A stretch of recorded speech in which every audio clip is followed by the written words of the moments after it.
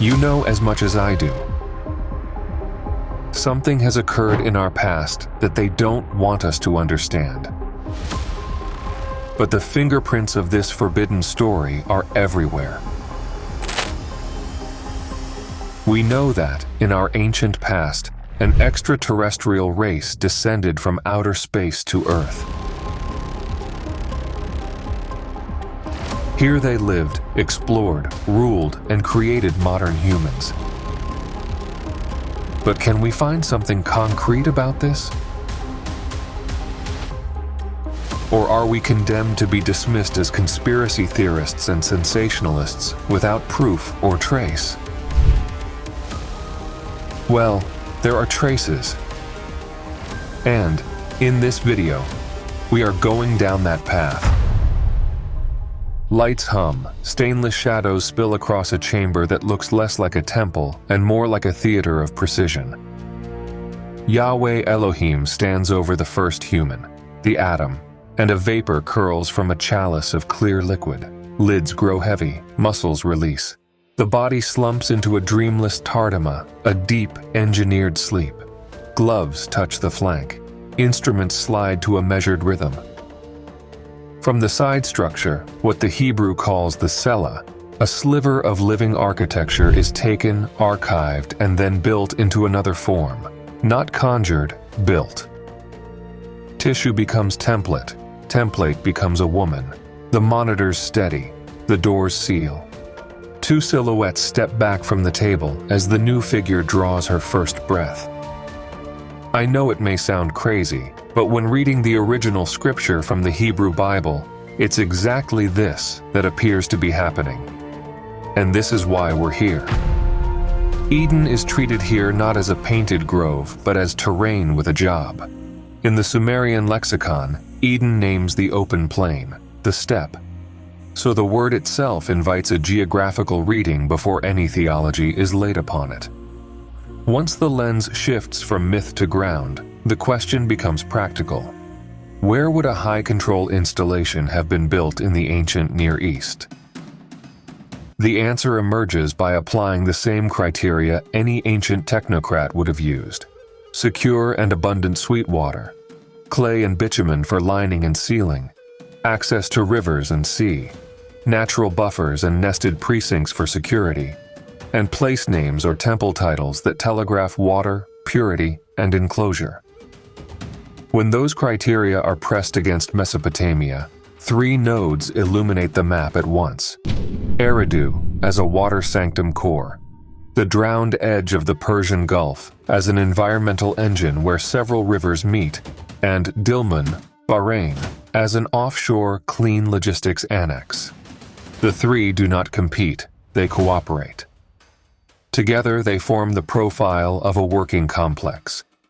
Begin with Eridu, Tel Abu Sharain, tethered in tradition to the craftsman of wisdom and freshwaters, Enki, and to his precinct é-abzu, the house of the deep, fresh waters. Here, water is not scenery, it is identity. Excavators described a temple sequence that reads like procedural growth. The earliest level is an intimate one-room cella perched on wetland ground. Successive rebuilds enlarge the footprint, add courts and altars, and finally lift the sacred axis onto a commanding terrace, culminating in a monumental platform by the third dynasty of Ur. The grammar is unmistakable, iterative scaling across centuries. Exactly how a functional campus matures when ritual, administration, and specialized work accrete layer by layer. The setting deepens the logic. At the marsh edge, cool, low-salinity water rises from the aquifer and filters through reeds. Clay lies underfoot. Bitumen, that ubiquitous Mesopotamian mastic and waterproofing agent, moves downriver from natural seeps. Architecture here is not arbitrary decoration. Outer courts absorb approach and spectacle. Middle courts stage preparation and storage, and a raised inner room permits strictly limited entry. Even without rebranding any specific drain as a sink or any basin as a reaction vat, the form itself, graded thresholds, controlled flows, elevation isolating the core from flood and ground damp. Performs the essentials of contamination control. In such a place, the ancient habit of putting guardians at gates and thresholds makes operational sense. Images of watchful hybrids and purifying attendants belong wherever access narrows and stakes rise. The precinct's plan already speaks. From Eridu, the map must widen. The present-day Persian Gulf masks a history of shallower seas and exposed basin floors. In low sea level phases of the late Pleistocene and early Holocene, the Gulf acted as a broad, habitable trough fed by rivers and punctuated by spring-fed oases and estuaries. That environmental backdrop matters because the most argued line in the Eden story describes a river that waters a garden and then becomes four heads. Read literally, cartography falters. Read functionally, logistics appear. Intake, branching, distribution. At the head of the Gulf, modern hydrology already offers a workable picture. The Tigris and Euphrates merge to form the Shatt al-Arab. From the Iranian highlands, the Karun and seasonally, the Karkeh contribute additional flow. To the southwest, a fossil Arabian river known as Wadi al-Batin once terminated in this same zone, leaving a wide alluvial fan and paleochannel traces across the desert. Four arteries gather at one rim. Whether one spring in Eden split into four or four rivers converged upon one intake is a debate about wording. The operational image is consistent either way. A node perched here could tap multiple sources, adjust intakes by season and sediment load, and send barges outward along every corridor. Redundancy is resilience. Distribution is reach. And when the Holocene sea rose again, shallow installations at the basin's edge would have drowned beneath silt and brine, concealing their lighter works and muting the archaeological record inland. A plausible reason why inland tells speak loudly, while the literal only whispers. Among scholars, specific identifications of the biblical Pishon and Gihon have varied from antiquity onward, and modern proposals that align the Pishon with Wadi al-Batin and the Gihon with the Karun are best treated as a detailed hypothesis rather than consensus. For the purposes of citing a facility, what matters is independent hydrology. The Gulf head behaves like a four-river hub. Now slide the gaze offshore to Dilmun, the island of Bahrain. Archaeology there shows a long-lived harbor capital with administrative muscle, a mound crowned by storerooms and offices and fronted by quays. The island chassis gives what a secure operation wants: a saltwater moat, controllable approaches, and breathing space to separate inspection from inner work. Into that physical scene step old Sumerian lines that sound like a standard operating rule. Pure is Dilmun land, virginal is Dilmun land. The phrasing is poetic, but its implication is procedural. Purity in a facility is not a feeling, it is a metric measured at the threshold. An island harbor that processes incoming cargo, holds it, and releases it once cleared is exactly where purity would be certified. In narrative terms, Dilmun functions as the clean node, an annex for quarantine and staging, a place where officials examine, record, and seal before anything crosses into the core. Other epithets that cluster around Dilmun in myth, like the famous wordplay of Ninti, Lady of Life and Lady of the Rib, belong to later moments when procedures and bodies occupy the foreground. For citing, the island's logistics and the refrain of purity are enough. Put the three nodes on a single mental table and score them against the criteria. Eridu excels in water control by both title and topography. The very name é-abzu places freshwater mastery at the center, and the temple sequence demonstrates the long, careful iteration of a complex that knows how to grow without losing control. Its nested courts and raised sanctum give clear access hierarchies. The point it lacks is concealment by inundation. Eridu is a mound on land, not a shelf that later slid beneath the sea. The Gulf head dominates redundancy and logistics. 4 river systems converge. River-sea interface creates long-distance reach. Later drowning supplies the cloak that explains silence. Sanctum architecture is not its strength. This node is the intake and distribution spine, the environmental engine that feeds the system. Dilmun tops the chart in purity semantics and offshore control. As an island with a bureaucratic harbor, it naturally plays gatekeeper and buffer: receive, inspect, record, release. The implication is obvious. Dilmun supports rather than replaces a mainland core. Weighted together, the 3 form a coherent whole, the Edin complex. Eridu as the core where water-centered rights and restricted operations anchor. The Gulf head as the engine where flows are drawn, balanced, and dispatched. Dilmun as the clean annex that enforces purity before anything reaches the heart. Because myth and map are both respected here, a few quiet overlays accompany the geography without claiming to settle theology. The Genesis image of a river watering a garden and then parting into 4 functions as an operations diagram. No need to pretend it is a surveyor's sketch when it so neatly captures intake and branching. Each time Eden is named, a brief reminder that Eden means plain keeps the imagination tied to ground rather than ornament. When Dilmun appears, the 2-line refrain about purity can be heard as the rule written above the annex door. These are not proofs. They are cues that the ancient vocabulary of water, purity, and guardianship behaves like facility language when set against Mesopotamian infrastructure. A few open questions remain. If the core truly clustered around Eridu, what specific water control installations, lined basins, drains, segregated channels, belong to the precinct itself, and how do they compare with regional examples at other sites? If elements of the Gulf head rim hosted embanked platforms or canals, which submerged margins are most likely to preserve corners, revetments, or lined channels detectable by sonar and coring?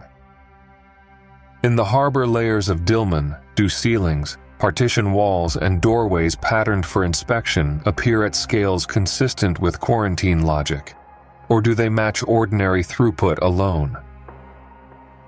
None of these must be resolved to justify the siting. Each points toward how the model could be sharpened or challenged by future work. What matters for now is the reframing itself. Eden, understood as Eden, is a facility footprint: water, walls, and rules. On the plain at Eridu, a sanctuary grew in measured layers around a freshwater identity. At the drowned lip of the Gulf, 4 rivers offered intake and dispatch. On an island a short sail away, a harbor sang of purity and practiced it in storerooms and seals. The point is not to pin a verse to a coordinate or to crown one scholar's map.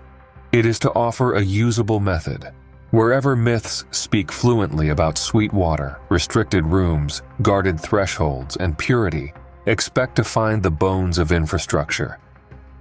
Read the words as labels, the images as signage, and the ground as a plan. Eridu the core, the Gulf head the engine, Dilmun the clean node. The map stops looking like legend and starts behaving like design. Begin with the footprint of control. A precinct that behaves like a campus, stepped from public to protected, from ordinary dust to concentrated purpose. Southern Mesopotamian sacred complexes already stage this choreography. An outer court catches approach and bustle. A middle range gathers preparation, storage, and the labor of specialists. Beyond a final threshold, an elevated inner room restricts entry to the few. Walls and turns manage sightlines. Doors rate access. Floors and platforms discipline moisture that creeps up from the ground. What looks like ritual theater doubles as a technology of movement and segregation. In such a layout, a laboratory does not need to be invented. It needs only to be recognized. At the heart of the plan stands a logic of water. The é-abzu, the deep fresh water beneath the earth, is not simply cosmology. Here it is localized and named in stone as the é-abzu, the house of the é-abzu. That title is a label on a door. It announces that the core space is defined by sweet water captured, channeled, and made to serve.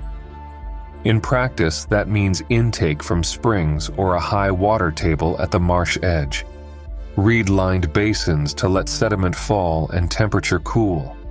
Conduits that carry clean flow inward and foul flow outward.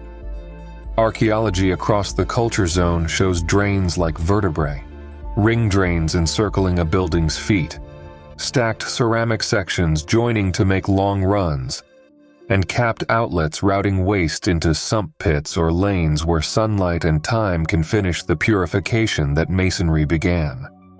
Rites of washing, clothing changes, and recitation, codified in sequences that prescribe stages, liquids, and gestures, slot into this infrastructure like operating procedures. The sacred word é-abzu gives the system an aura. The stone and clay deliver the hygiene. Around this wet core, a materials bench accumulates, practical, resilient, and endlessly repurposed. Bitumen is the signature substance, a viscous, black adhesive distilled from the Earth's own chemistry. Inlays that glittered on royal boxes were set in it. Hulls of reed vessels were sealed with it. Foundations were luted with it. Cracks in lined basins were stopped with it. Its handling implies heat and care. Jars with charred, glossy interiors tell of controlled melting. Spatulas and ladles leave their ghostly marks in residue. Workshops standardize how softening, spreading, and cooling should proceed to avoid contamination and failure. Clay stands beside bitumen as the other great servant. Sun-dried for common needs and baked for the exacting, clay becomes bricks that hold a straight line, conduits that mate cleanly, stoppers that bite into necks of jars, and tablets that fix memory. Gypsum plasters and lime washes harden surfaces and resist seepage. Reed matting and wicker separators lend structure and filtration without introducing metal where metal would react.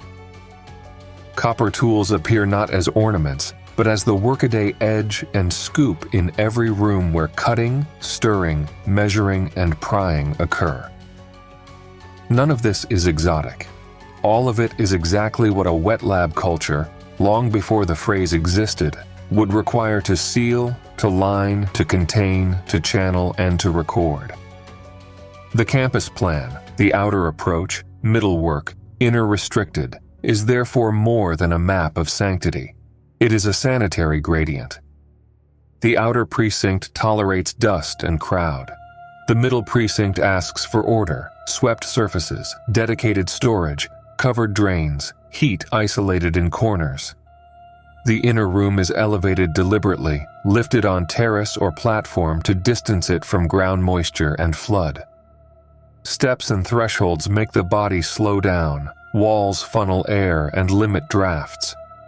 One can imagine the sequence as a human filter.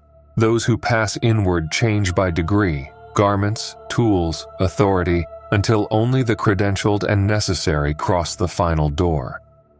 At that point, the room itself has been prepared to be different from the city around it. Walls smoothed, floors hardened, water at hand and foul water led away, shelves and stands raised, containers sealed and stamped. Fire powers the precision, but must be contained. Kilns for brick and pottery sit apart from the inner wash.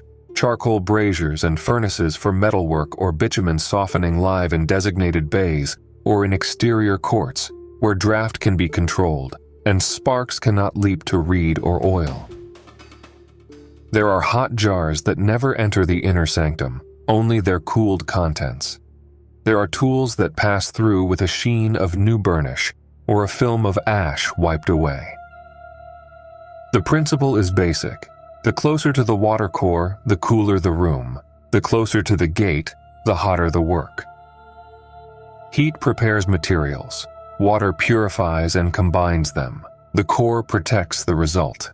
The architecture enforces the sequence long after the workers forget the reason. None of this can function without a spine of administration.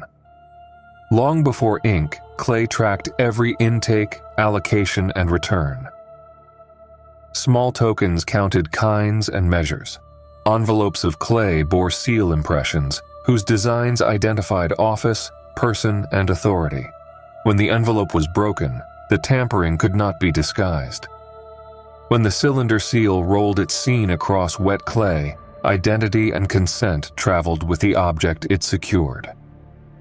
Tablets recorded weights, dates, rations, inventories, and duties. Shelves and baskets kept them by category. Door seals closed rooms at night and opened them in the morning under the same mark.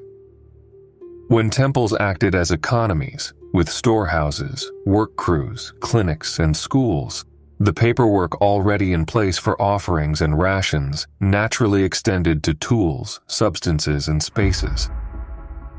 The bureaucracy of the sacred did not merely coexist with specialized operations, it enabled them. In the language of the facility, this is chain of custody. A sample, a tool, a sealed jar, or a room itself moves through time with its authorization visible and its breaches conspicuous. A walkthrough makes the logic tangible. At the outer gate, the ground is rougher, the air louder. Traders and petitioners stand where dust can be kicked and voices can rise. Passing inward, a turn closes the outside. A basin waits. Water is drawn, poured, and allowed to fall into a channel that disappears under paving. Garments are adjusted. A scribe waits at a bench to record purpose, origin, and destination. A line of wedge marks pressed in moments and destined to outlast their maker by millennia. In the middle zone, a kiln bricks with yesterday's heat, while today's vessels cool in shade. In another court, bitumen in a deep jar is staged close enough to bring quickly and far enough to keep fumes away from water. A wheel turns. A reed mat lies ready. A copper blade passes under a rag. The rim of a mixing basin is checked with a fingertip for grit and flaw. At the last door, a roll across clay signals that entry is both granted and witnessed. Inside, floors are firm, walls are smooth, air is calmer, and water is at hand not as a luxury, but as an instrument. A room like this is not safe because it is sacred. It is sacred because it is kept safe. Threaded through this build and flow, the old stories speak in the vocabulary of procedure without needing to be reenacted. When a tradition says humankind is fashioned from clay, the claim lands in a world where clay is already the medium for forming, carrying, sealing, and recording, water-handled, reed-strained, heat-fixed. When the narrative of a companion drawn from a man's side is read with the sober knowledge that the word often names a side or a side chamber, the image sits naturally in a layout where side rooms exist, where access narrows and where targeted extraction is logistically thinkable in a quiet, elevated space. When a goddess named for life and punning on rib tends to pains of the side, the wordplay becomes a compact reminder that the most guarded rooms are concerned with the body's vulnerabilities as much as with offerings and songs. When the wise god is said to work in the é-abzu, the phrase lands not in clouds but under floors, in a precinct where fresh water is captured and directed so that everything else can happen. Guardrails preserve credibility. No single drain or basin at Eridu or anywhere must be baptized the lab sink in order for the pattern to hold. Regional evidence for drainage and sanitation demonstrates capacity. Proximity to aquifers and marsh edges makes practical sense of names that honor sweet water. Bitumen is abundant and versatile. but its uses can be named exactly without inventing vessels no one has found.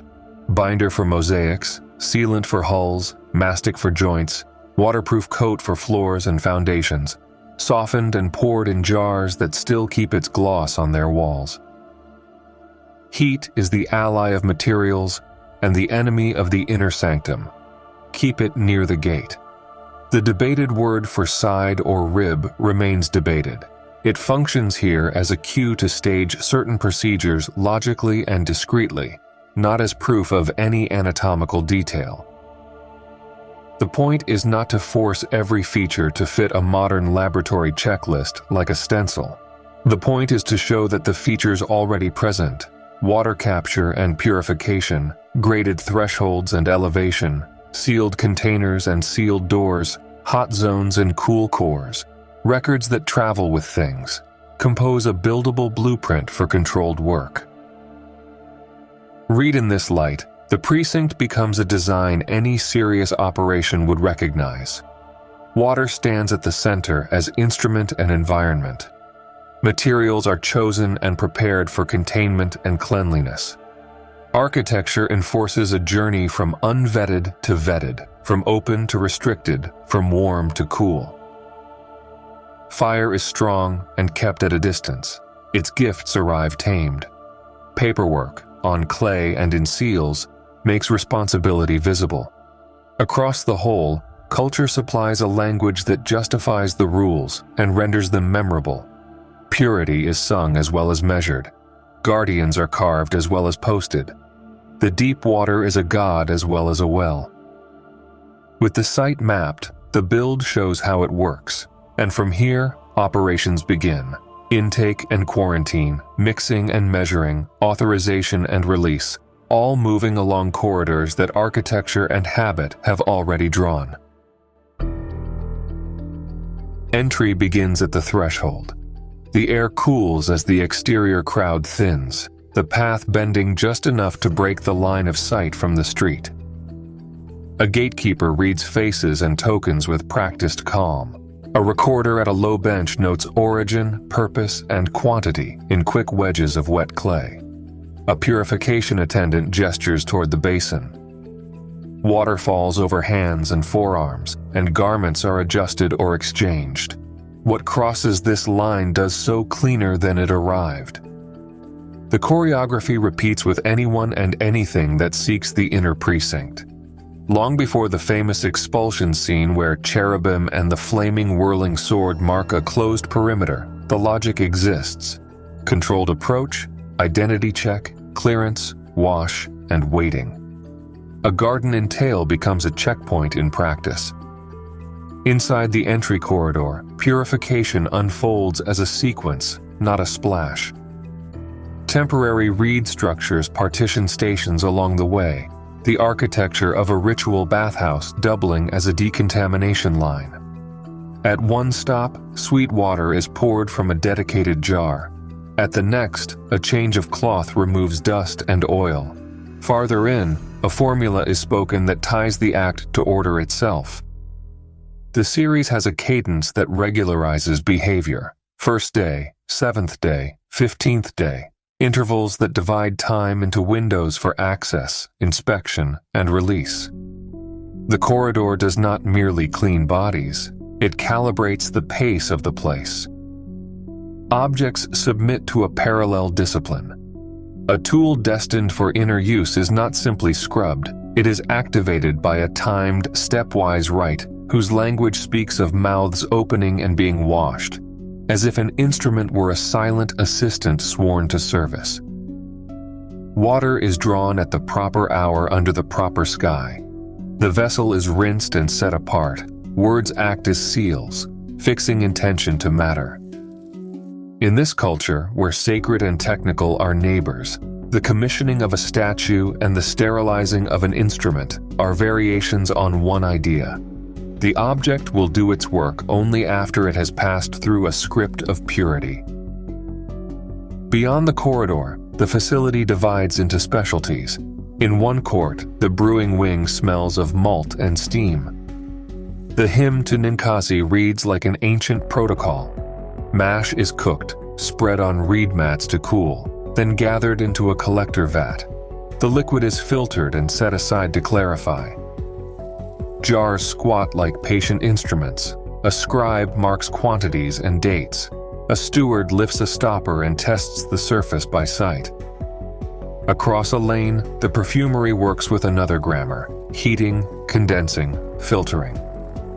The palace chemist Taputi stands at the root of this craft, distilling with solvents until aromatics surrender to liquid order. The glassware of later centuries is absent, but the sequence is unmistakable. Gentle heat, rising vapor, guided descent, clean capture. And in a quieter range of rooms, an older pair of professionals share a table. The ASU, physician of salves and dressings, and the Asipu, expert in diagnosis and countermeasure whose remedies include words and symbols as much as herbs. Together they form a two-track clinic, clinical care and biosafety, where the living body and the unseen world are both managed by rules. When creation stories recall life shaped from clay and mixed with a measure of God's blood, the imagery belongs here, among lined basins and measured pores. Clay is the medium of this civilization. It takes form wet, it hardens with heat, it seals what it contains, it carries writing. In a room tuned for cleanliness, the tale of a body drawn from the Adama is less fantasy and more metaphor for the daily work of forming, mixing, and fixing. When another tradition speaks of humanity arising from a blood medium, the phrase fits the visual logic of controlled liquids and guarded recipes. No reenactment is needed. The room itself explains why such language persists. Every process leaves a trail that must survive handling and time. That is the job of clay and seal. A tablet is written and then encased within a clay envelope. Cylinder seals roll across the soft surface, pressing identity into the skin of the document. The thing dries. Anyone who breaks the shell exposes both the message and the breach. Jars and doors submit to the same discipline: a dab of clay, a roll of a seal, a mark of office, and the promise that the next pair of eyes will know if a hand without right has passed through. In a world that invents record-keeping to track grain and silver, the same machinery of trust records the passage of medicine, perfume, and brew, weights measured, dates fixed, custodians named. The sacred tree carved in reliefs is not the only protected asset, so is the ledger. Security here is not suspicion, it is a grammar of space. At each major turn, a posture and a symbol reinforce the rule. A guard stands where eyes must meet. A guardian image watches where hands might reach. The east gate of the biblical tale preserves a memory of stringent aftercare. Once a breach has occurred, access protocols harden, and the gate becomes a wall. In palaces, lamassu flank thresholds, as if to say that entry must be worthy. In older myth, serpent-linked Ningishida appears at a celestial portal, a quiet emblem that wisdom and healing sit near the door's hinge. The precinct borrows such signals for its own ends.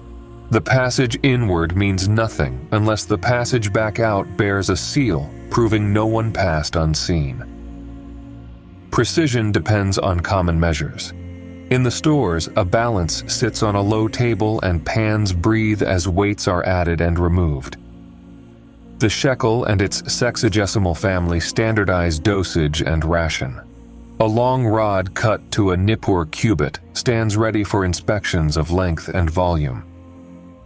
Calibration is not a modern conceit. It is a day on the calendar. Scales are checked against standards. Rods are compared to rods. Tablets receive the date of verification. A seal impression fixes responsibility. Measures are not merely practical, they are moral. In the old language, the emi are decrees that underwrite the world, offices, crafts, purification rites, the lighting and extinguishing of fire.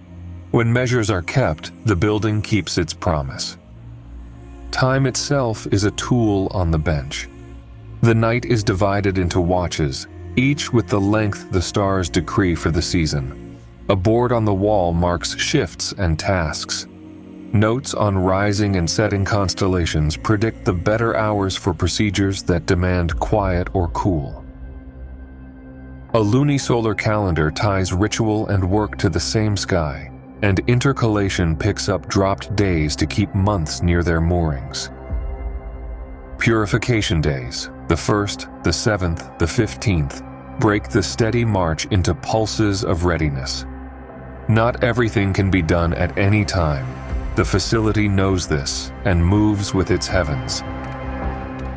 Failure must be planned for, and so must fear. An ill-timed eclipse, a flaw in an omen, an outbreak of sickness, each triggers a known response. A Namburbi, a ritual to avert a specified evil, unfolds like an incident report with a chant. The principle is isolated. Substitute personnel may step in for a window in time. Garments are changed, spaces are washed, seals are redrawn, operations pause and then resume. In the most severe case, when danger is thought to stick to the highest office, a substitute king can absorb the harm while the real king disappears from view, a dramatic form of quarantine that protects the system by risking the avatar. The bathhouse cycle that received arrivals now serves to clean regret from stone and skin alike. In another register, the memory of a sudden expulsion, gate closed, guards posted, access revoked, records the ultimate containment event. The message is the same in every register. A breach must be met with clarity, then dissolved in procedure. No building survives on protocols alone. The fabric needs tending. Pitch melts in a deep jar and is carried to seams in floors and channels.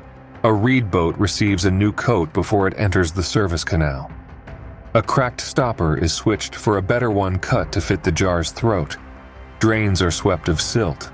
A reed grate is washed and reset. The marsh edge technology that made the place possible, reeds bound against water, bitumen laid as skin, keeps it possible day after day. Maintenance has its own stores, its own seals, its own ledgers of what was used, where, and when. People make the system live.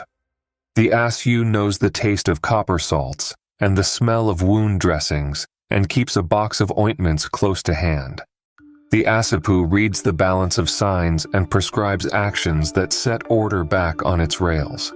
A staff of scribes keeps every movement visible on clay. A guard cadre holds posture and silence at thresholds. Brewmasters and perfumers tend their slow fires. Stewards track stores and ration them by rule. Even the gods have rooms in this plan. Ninisina or Gula carry the story of healing through images and names that remind the living why such rooms must stay clean. Roles are not job titles piled at random. They are organs in a body whose health depends on rhythm. Signs teach as much as words. A serpent twined in stone near a basin speaks to the memory of Ningish Zita and to the idea that knowledge of bodies belongs where water and care meet. A cylinder seal rolling its scene across wet clay becomes a ritual cut between scenes, the tactile proof that one phase has ended and a new one begins under authority. On rare days, the distant echo of a winged disc or a sacred tree flickers in ornament, not to claim kingship or cosmology, but to remind anyone who looks that central things are tended and guarded. Follow the flow from dawn to dusk, and the pattern never loosens. Intake is inspected and timed. Bodies and tools are washed and commissioned. Brewing and compounding proceed by known sequences. The clinic answers the day's pains.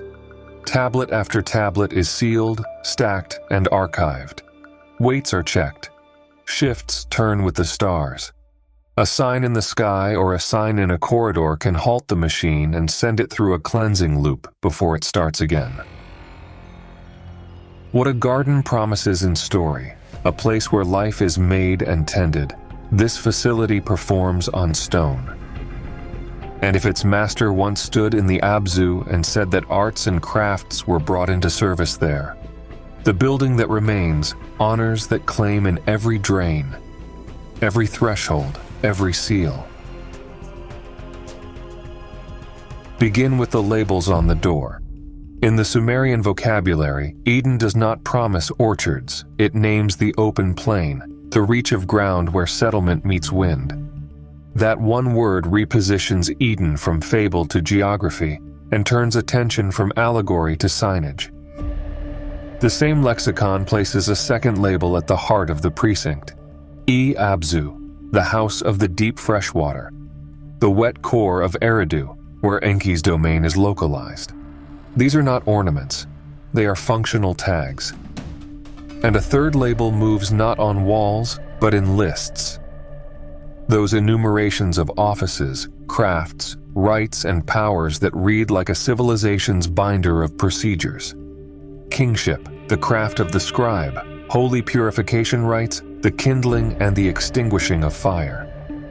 Put the three together, Eden as site profile, é-abzu as wet core, the ME as protocol library, and the language itself begins to behave like floor plans and operating manuals. Texts from Eridu's god carry the same institutional tone. In one hymn, the figure in charge is described as seal keeper, as the one who decrees the order of things. Those phrases belong as much to a records office as to a sanctuary. Seals authorize movement through doors and across ledgers. Decrees stabilize procedures across time and personnel. In another tale, a cargo of ME is ferried away. You have brought with you kingship, craft of the scribe, holy purification rites, the kindling and extinguishing of fire. And the narrative reads like a transfer of institutional technology, governance, documentation, purity control, fire discipline. In a facility, that packet would be called knowledge management. In a myth, it is told as a barge pushed into current, heavy with named powers. The Dilmun refrain sits beside these lines like a stamped certificate. Pure is Dilmun land, virginal is Dilmun land. On the page, it is poetry. On the key, it is policy. A clean node declares its cleanliness before anything crosses its threshold. The island's refrains and the harbor's paperwork mirror one another. The words become the rule written above the inspection court door. None of this claims that a later Hebrew tale takes its map from any single cuneiform line.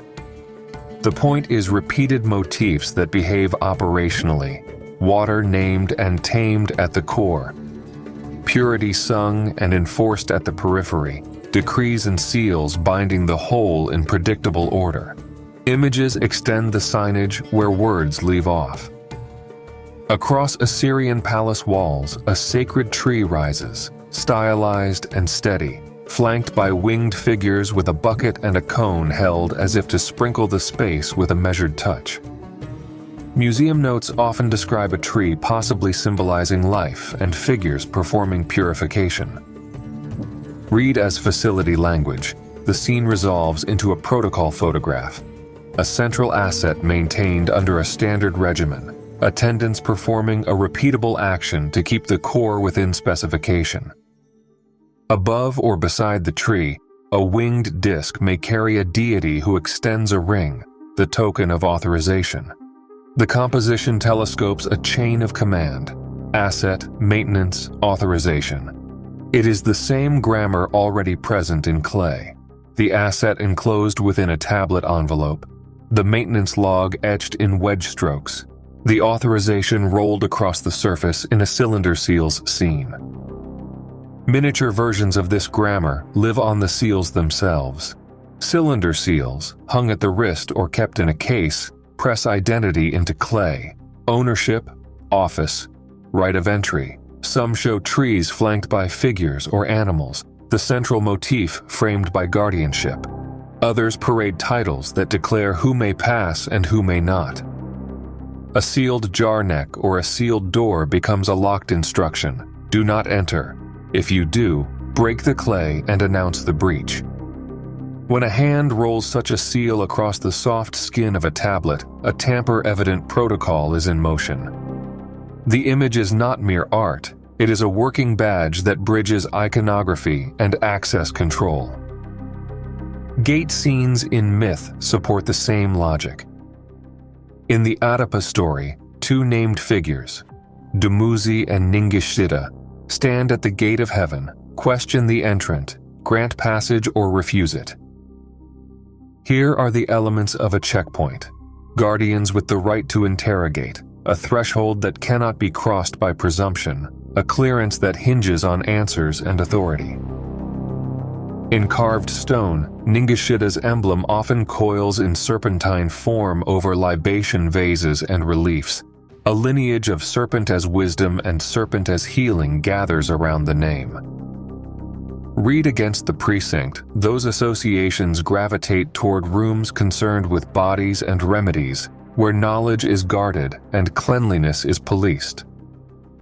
No claim of direct descent is needed. The visual vocabulary behaves as if devised for door plaques.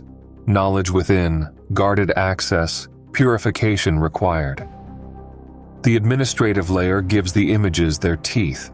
Writing appears first to count and to bind, tokens in envelopes, numbers on wet clay, seal impressions marching like signatures. By the mid-3rd millennium, the same script administers stores, rations, wages, repairs, offerings, and judgments. A temple with an archive is a data center long before the phrase. It is where the work of the place is made visible and enforceable. When a tablet envelope is split open to reveal the tablet within, it reads as an audit trail. When a seal is rolled across the mouth of a jar, the word that belongs is custody.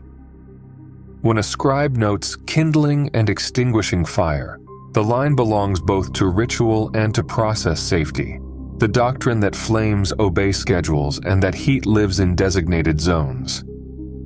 The result is a convergence of speech, stone, and habit. Texts name the plain as real ground and the é-abzu as real water brought within walls. Lists like the ME order office and procedure in one breath. Carved scenes enact standard gestures around a central asset that must be kept pure and alive.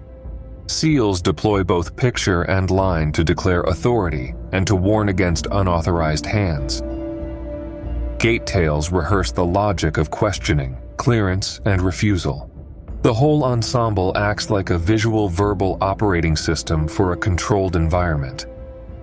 Anyone used to modern signage, authorized personnel only, eyewash station, calibration log, access point, can watch these ancient elements and recognize the same grammar at work. A careful line must be kept even as the parallels accumulate. No single Assyrian sacred tree need be equated with a later tree of life. It is enough to observe a recurring pattern, a central, life-coded asset under ritual maintenance and guarded access. No single ME list need be treated as a modern SOP manual. It is enough to note that the items tally offices and crafts and rites that together make a complex function. No single serpent must be made the direct ancestor of later medical emblems. It is enough to see that a god associated with gates and wisdom, pictured with serpents, gravitates toward ideas of guarded knowledge and healing. The task is to make the operational resemblance clear while keeping humility about lines of descent. Within that careful frame, an interpretive layer can be set down openly. In that reading, Eridu and its é-abzu become the core facility in a network whose words and pictures already speak a language of access, purity, and authority. The ME are treated as modular know-how, packages of capability that can be housed, guarded, borrowed, or transferred. The complexes of tree, serpent, and guardian are read as codes for guarded knowledge and the maintenance it requires, including biomedical knowledge. This overlay is not the foundation of the argument. It is a way of reading the foundation through this lens, marked as interpretation and never smuggled in as consensus. This reading can be tested in practice by walking once more through the precinct with the labels in mind. At the outer approach, the ground itself wears the word edin, plain, open, a site chosen for what can be built on it.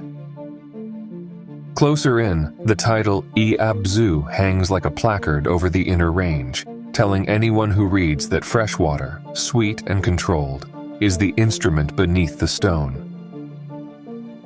On the walls and reliefs, the tree and the winged attendants repeat a catechism of maintenance and authority. Above a doorway, the ring extended by the deity becomes a sign that permission is granted here and withheld elsewhere.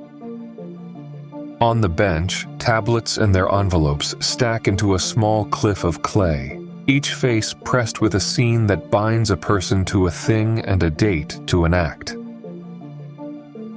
At a gate within a gate, memory recalls Dumuzi and Ningishita standing with their questions. The serpent carved into the stone of a libation vase whispers that knowledge is precious and that healing is guarded. In the store, the scales and weights and rods, checked and rechecked, enact the ME of measure and just dealing. On the wall, a list of duties and cycles reminds attendants to light and to extinguish in appointed times. Nothing in this walk requires modern apparatus to feel like a controlled facility. The vocabulary of the place, its words, its pictures, its habits, has already done the work. Even the refrain from the island node plays its role in this tour. Pure is Dilmun land, virginal is Dilmun land. Spoken at the quayside, the line functions as signage for a quarantine bay. Here is where outside becomes inside, where purity is measured, where contamination is blocked. The label does not prove a laboratory, it proves a rule. The images and inscriptions that travel with goods through that rule, the seal across a jar mouth, the impression that binds a shipment to a steward, the docket tablet tucked into a basket, are the quiet, everyday icons of a system that knows how to keep itself clean. In the end, the claim is modest and strong.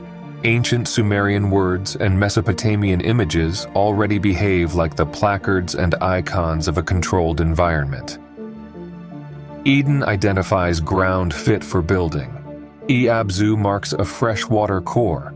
The ME enumerate institutional capabilities. Sacred trees with attending figures resemble centerpieces under maintenance. Winged discs with rings resemble the transfer of authority. Seals function as authentication and tamper evidence. Gate scenes model interrogation and clearance. Serpent-marked gods lean toward knowledge and healing. Purity refrains operate as protocols. Without forcing identity between distant traditions, the pattern repeats with the steadiness of stone. In that light, Edin becomes not only a memory, but a name on the door of a working installation, water-fed, rule-bound, and guarded, offering a method for reading the ancient world. Treat words as labels, pictures as signs, and rituals as procedures, and a laboratory reveals itself where a garden used to be. Begin with fairness.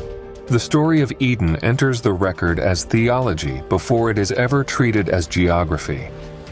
Its purpose inside the Hebrew canon is to speak about human vocation, transgression, and consequence, not to hand down a cartographer's map. Read in that light, the famous rivers sit inside a moral frame, not a survey. The Tigris and Euphrates are familiar names, but the Pishon and Gihon wander across centuries of commentary, re-identified and relocated by different cultures with different needs. Antiquity itself testifies to this plurality. One tradition aligns the Pishon with the Ganges and the Gihon with the Nile. Stretching the compass rose from India to Africa, a spread so vast it warns any sober reader against mistaking the text for a set of GPS coordinates. Even the grammar resists easy anchoring. A river that waters the garden and then becomes 4 heads is a line that pleases theologians and troubles literal topographers. One source that divides is hard to reconcile with the modern hydrology of Mesopotamia, where the Tigris and Euphrates do not spring from a single head. Add to this the composition history of Genesis, layered sources and editorial hands working long after the earliest Sumerian strata, and the caution grows. Back-projecting a precise Bronze Age map onto such a text is hazardous. These points deserve acknowledgement up front. Against that backdrop, the Edin as lab reading draws a different circle. It leaves the verse intact and asks another question. If Edin names a working installation in southern Mesopotamia's cultural sphere, what patterns in the earth and in the archives would be expected? Water mastery, access control, purity language, and do those patterns appear? This is not a claim that Genesis functions as a recovered blueprint, but that a Mesopotamian facility profile exists that can be compared against repeatable features in texts, images, and sites. The goal is operational fit, not a verse-by-verse pin drop. With this lane marked, the strongest challenges to the tri-node model line up clearly. First is the river logic itself. The facility picture here takes advantage of a convergence at the head of the Gulf. Multiple rivers acting as redundant intakes, a logistics engine that could feed and dispatch. The textual image in Genesis, by contrast, reads like a division, a single river parting into 4 heads. That tension will not vanish under clever phrasing.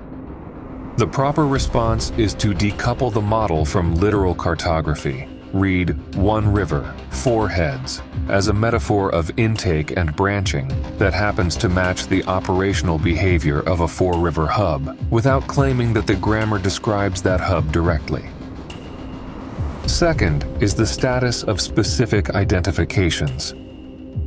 The proposal that the Pishon corresponds to the fossil Arabian river, known as Wadi al-Batin, and the Gihon to the Karun, has been influential because it makes geological and hydrological sense. An extinct channel with a broad alluvial fan meets a living river that still joins the Shat al-Arab. But influential is not settled. It remains a well-argued hypothesis rather than consensus. A balanced narrative uses such mapping illustratively, as one worked model that shows how a 4-river hub could be grounded. While acknowledging alternatives that place all 4 streams in Armenian or Iranian headwaters, or that follow the antique spread from India to Africa. The tri-node view survives even if none of the names lock onto those particular channels, because the claim at stake is facility logic, not toponymic certainty. Third is the semantic weight of é-abzu. In Mesopotamian thought, the é-abzu is the freshwater deep in the cosmic order. It is not merely a convenient aquifer. To read it as plumbing alone would flatten a world picture that binds ritual, cosmology, and place. The safe footing is the both and é-abzu as cosmic deep ritually localized in temples where freshwater rises and is harnessed. The wet core here is an openly declared interpretation, a metaphor that sits on top of the name and the architecture without pretending to be an excavation claim. Fourth is the use of Dilmun. Archaeology confirms an island harbor capital with administrative strength. Literature sings its purity. But to call it a sterile annex is a reading. The steps should be marked. Text says pure, a conceptual fit for quarantine and inspection. Archaeology says hub, a logistical fit for staging and clearance. Place those two together and clean node emerges as a plausible function, not as proven protocol. Fifth is the Sitchin question. Assyriology and ancient Near Eastern studies do not endorse Sitchin's translations or his conclusions. Critics raise philological objections and methodological concerns. Say this plainly. The Sitchin lens functions here as an interpretive overlay, while the facts, geography, philology, site functions are anchored in mainstream sources. Where Sitchin pushes beyond consensus, that distance remains visible. Alternatives deserve equal light.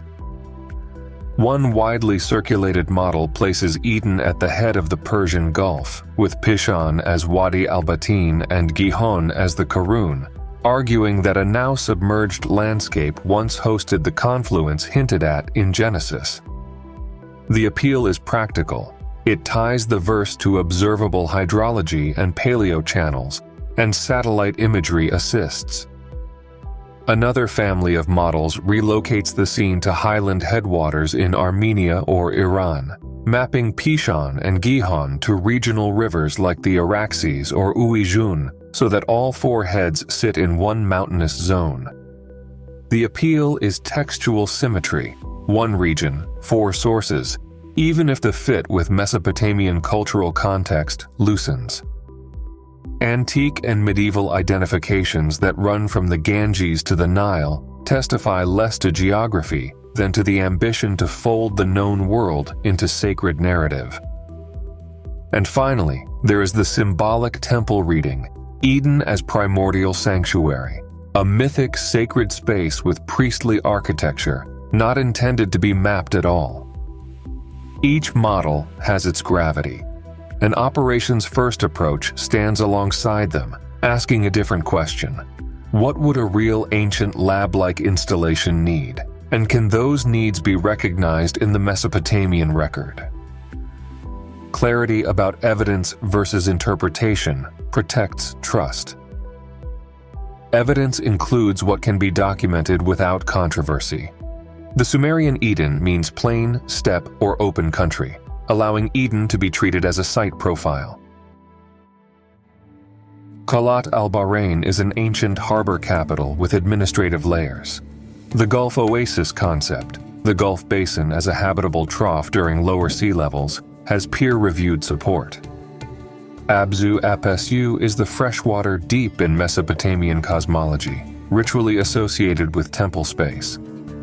And historical identifications of the four rivers have always been plural, from Josephus's Nile and Ganges onward. Interpretation, clearly labeled, includes the Eden complex as a tri-node facility. Eridu core, Gulf intake, Dilmun clean node, the reading of purity as contamination control, guardians as access control, and é-abzu as wet core operations. Where the language crosses from data into synthesis, it should say so, on the voiceover and, if captions are used, in the caption itself. A model that invites belief must also invite defeat.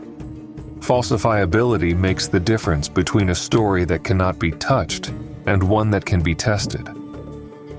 Offshore at the Gulf head, targeted sonar, sub-bottom profiling, and coring could reveal rectilinear anomalies.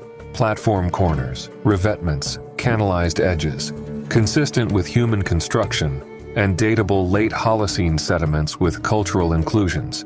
Bitumen-lined fragments, worked wood preserved in anoxic layers. Clusters of administrative ceilings displaced by flood or transgression. Such finds would support the environmental engine node. Their prolonged absence in surveyed target zones, coupled with negative cores and a tight, contradictory chronology, would weaken it. At Eridu and comparable marsh edge precincts, reports of atypical sealing and drain arrangements or enclosed basins that outstrip standard cult needs would strengthen the wet core operations reading, especially if associated with controlled elevation and nested thresholds that match contamination control logic. Conversely, if the architectural sequence remains strictly cultic, open spaces, no evidence of specialized containment beyond ordinary temple practice, the lab analogy should be trimmed back to metaphor. In Dilmun's harbor layers, evidence for segregated storage, inspection alleys, room-level sealing practices, and clear markers of restricted access would favor a clean logistics role. If the deposits reveal only undifferentiated throughput, the island's purity refrain must be treated as liturgical poetry without procedural bite. A textual test also exists. Inscriptions pairing purity é-abzu terms with verbs of wash, seal, admit, exclude in Eridu or Dilmun contexts would support an operational reading. A philological shift that decisively reframes me, é-abzu, or edin away from any institutional resonance would force a revision. There remains the question that traps many discussions: what to do with the four rivers critique. Acknowledge the grammar plainly, one river, four heads, and then pivot back to scope. The aim is not to retrofit a verse into a modern map. It is to test whether a Mesopotamian landscape already held the systems, redundant water inputs, access hierarchies, cleanliness regimes that a controlled facility requires. The range of historical identifications, from Ganges Nile to Karun Batin to Araxes Ujun, becomes evidence not of error but of a text whose interpretive history is inherently plural. The claim here is deliberately more modest and more empirical. Regardless of the precise toponyms, does the infrastructure profile appear where it should? The same disciplined humility governs the use of Sitchin. Mainstream scholarship rejects his translations and conclusions. The lens he offers, reading Eridu's é-abzu as a core facility, treating the ME as modular know-how, seeing tree, serpent, or guardian complexes as coded references to guarded knowledge and healing, is presented as a narrative overlay, not as the scaffolding of the case. The scaffolding remains mainstream philology, museum objects, site reports, and environmental studies. The overlay sits on top, explicitly labeled so that believers and skeptics can track what is being asserted and why. Guardrails keep the rhetoric honest. No claim is made that Genesis precisely encodes a laboratory site map. Zarens's identifications are not presented as consensus. They remain a persuasive model among several. É-abzu is not collapsed from cosmic deep to simple plumbing without naming the steppe as metaphor. Where confidence is unwarranted, the language softens, behaves like, reads as, plausible function, operational echo. Return to the opening question. If Edin names a working installation, what evidence should the earth and the archives show? Offshore anomalies that hold their angles under silt, marsh-edge temples whose drains and basins argue not only for right but for regimen, island archives whose ceilings divide rooms the way protocols divide clean from unclean, texts that pair purity and water with verbs of admission and exclusion. And if these do not appear where they ought, the model bends or breaks, as honest models must. The coordinates may remain debated for a long time, but the profile, water mastery, access control, encoded purity, belongs to the realm of things that can be looked for, found, or refused by the ground itself. In that sense, the burden of proof is practical. Myth speaks, map answers, materials decide. What do you think? Do you think there is enough evidence to make this claim? Thanks for watching. See you in the next video.